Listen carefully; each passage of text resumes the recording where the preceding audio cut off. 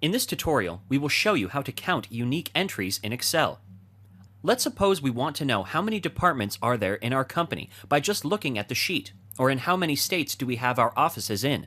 It might take a very long time if you have a large amount of data, and counting manually may take ages. We have a function which will help you to count these unique entries.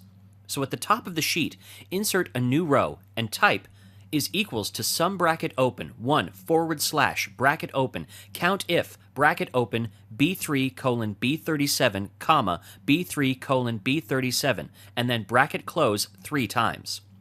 B3 is the first cell that has data in it, and B37 is the last.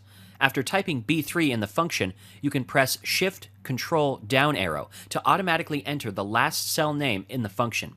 After you have typed in the function, press Control Shift Enter, and the number of unique entries will be calculated. You can drag the function to other columns as well. Let's see what will happen if we add 3 new departments to the list. The function will recalculate, and it will show a total of 10 departments now. This means that within the specified range, the number of unique entries gets recalculated whenever you make a change in it.